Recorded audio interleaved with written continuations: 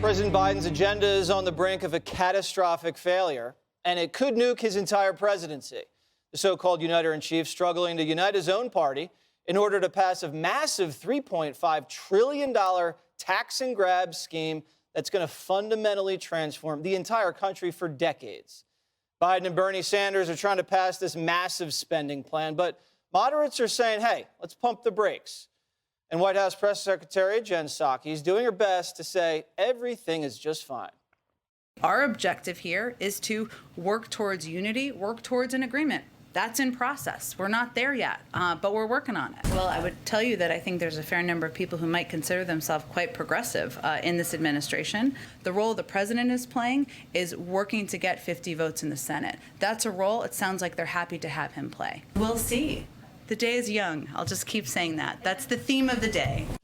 And Democrats are either terrible at math or think the American people are too stupid by repeating the claim that spending $3.5 trillion will actually cost nothing. It is zero price tag on the debt. We're going to pay for everything we spend. This is a $0 bill. Of the investments that were proposed, including tax cuts and the pay-fors, including making the tax system more fair, zero. It's not about a dollar amount. The dollar amount, as the president said, is zero. This bill will be paid for. Dagan, $3.5 trillion, zero, costs nothing.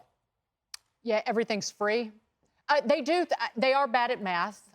They might as well. Nancy Pelosi could get up there and say 2 + 2 is and it would be more truthful than what she was saying. And they do think the American people are stupid. The Biden administration has done that all year of the no, you just don't understand. Like your grandmother when you disagree with her. That's what Nancy Pelosi is doing. And we're not going to get any better at math based on that. I think, and this is something Dana's talked about with another subject, I think if this $3.5 trillion package, it's not that, it's $5.5 trillion, and it's not paid for based on the Joint Committee on Taxation, only $2 trillion is raised in revenue. And these are vast entitlements that transform the United States. It's the end of the American dream. There's universal basic income in here, $1 trillion in the child tax credit that would go on forever. It goes to the affluent. There are other elements in here that changes the foundation of the way we work and live. The American dream is about striving and moving up and working hard. And none of these entitlements, which go on well into the future, are tied to work. So it encourages people to essentially sit at home. That being said, a failure of this would be a great success for the Democrats next year and the Biden administration. We've already spent $6 trillion, another $1 trillion with the infrastructure. Inflation is the #1 concern for voters right now.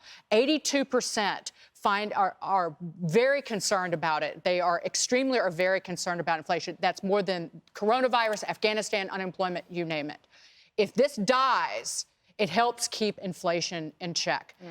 Real wages have been falling all year. So adjusting for inflation, people are earning less money. And then I'm not going to steal your thunder, but there's one headline from today, Dana. I'm teeing you up. I don't know which one. The Dollar Tree headline. Oh, that's a big one. Want to go there? Did you hear about that? I did not. So the Dollar Tree is a very, very popular store. And I think that you could sort of see this as a barometer of what's happening. They announced today, after several months ago, saying, we're not going to increase prices. Don't worry, anybody. They're likely to move everything up to $1.25 to $1.50 in order to cover the cost because things are going up. And when that happens at the Dollar Tree, everybody will know about it across the country. They have to change up the name? Right. It's a dollar-ish. $1.50 tree store? $1 plus tree. Yeah. And another thing can I go now? Go, please. Another thing about the bill is that several of the big 3.5 trillion, several of the several of the items expire in a few years. So, for example, free childcare. That goes away in 4 years. So what happens? Then you have to have a big fight, and you have to find out who's going to reauthorize it. So it becomes a weapon to use against any conservative who might say, I actually don't think this is a great idea, but once you start on these entitlements, that's why AOC always says, what are you talking about? Our programs are so popular. And that's because you didn't stop it in its tracks. And on this situation, heads, Biden loses, tails, the GOP wins. If they pass this monstrosity and sends the economy into a spiral, the cost of living goes up, the inflation spikes, and they get crushed in the midterms, that's what will happen because that's what people vote on. If they fail to pass it, his legislative agenda is toast. It is. And I could see, Dan, if this guy wins a landslide in 2020 and he has 60 Senate seats, he's got a massive House majority, then you could say this is a mandate. But he didn't campaign on that, and he's got 50-50 in the Senate, razor thin in the House, yet he's going all in right now. Yeah, and you just said something about the budget gimmicking. Remember, what you said is accurate. The spending's projected for 3 years and then the program expires, but the taxes are over the 10-year window. This is the scam they use, and the program never goes away. Because Republicans, it's sad to say, but the golden rule I have about most Republicans on Capitol Hill are really Democrats, but no Democrats are really Republicans. So they'll just reauthorize the program. But here's the thing, this is so easy to disprove this. This is going to cost $0 insanity. We have an actual national debt counter. Just put it in a search engine. I guarantee you it will click up every year the annualized amount of the $3.5 trillion. And yet when you show them your phone and say, look, it went up by the amount you said it wouldn't, they'll just make up a news story. So Dan, has anybody fact-checked that? All those fact-checkers that went wild? They're busy checking, my Facebook page. They did get 2 Pinocchios for the $0. They only got 2? 2. They said that they could come back for more Pinocchios if they didn't. Okay, so we're waiting on 2 other Pinocchios. Wait, one more quick thing. Milton Friedman pegged it best with this. He always said, the myth of government spending is, you think your neighbor's paying for it. But your neighbor thinks the same thing. We're all just giving each other money while the government grifts and takes a cut. Government's a cesspool. Every dollar it spends, it takes out of the economy and spends less efficiently than you could spend on yourself. They destroy everything they touch. And they're saying that doesn't raise taxes on anybody making over $400K, but inflation, huge tax on the middle class. Oh, and we're becoming Europe. We're going to become Europe, so we're going to have a value-added tax to pay for all of this. I don't want to become Europe, Harold. I want to be America.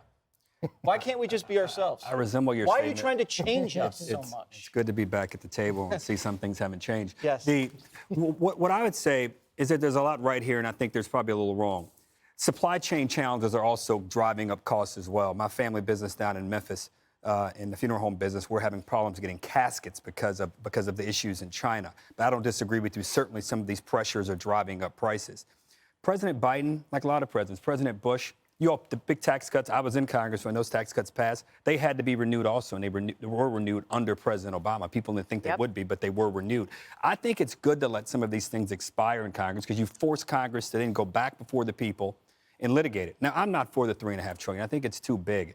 I don't necessarily think that spending $3.5 trillion is a totally wrong thing, but on the things they want to spend, I don't think they're serious enough. I think the universal pre-K, the investing in families, investing in child care, I think is an important thing for a lot of people who want to go to work in our country. But Democrats have gotten too much off on process in this whole thing. The more you argue process, the more you're going to lose. I think Republicans win. The party arguing against a big bill is who's arguing process is going to lose. And Democrats find themselves in a big jam. Biden, like every other president, is facing some headwinds. He's facing some consternation and some adversity. He was elected to unify the country. He was elected to help us overcome COVID and boost the economy. And the Afghan evacuation didn't go well. He's not able to unite his own party, which is creating challenges. But he has created those headwinds, Harold. Those are all self-inflicted. Some of them may be, but others are not. He has to unite his own party. If he can't unite his party, he's not going to. Everything you led with about this being a bad thing for Biden and for his agenda, it will come true. If they're able to get together and pass something small, grab the victory in front of you, grab the infrastructure package, try to get some momentum, then go forward. But trying to use $3.5 trillion is not going to do it. I could talk about this for days on end. Number one, this universal pre-K. Okay, let's get the government involved in that area of the economy, which will surely drive up the cost. The way health insurers and college. Why do you think it costs $250,000 to get a 4-year degree? Because of government intervention in lending. So no to that. Because again, that's what the left throws at people of like, oh, well, this is about the human infrastructure, which I've actually heard Mark Zandy say. I was like, when they were throw you? the when investments did you? around. You when said did it too, Harold. When did you start invest in regurgitating? families. And I stand by it. talking Who doesn't points? want to invest A in government families? spending is like, so government wants to invest in things that regular people don't want to invest in Right. themselves. You don't want to because that's not invest a in good families, investment, Dan. You're so evil. Oh, and it's unfair and absurd, according to Jen Psaki, when you raise a company's taxes that they're going to raise costs. She doesn't know her elbow from a hole in the ground. Just don't change the name of the Dollar Tree store. Can we agree on that? Yes. We can agree on $1 plus.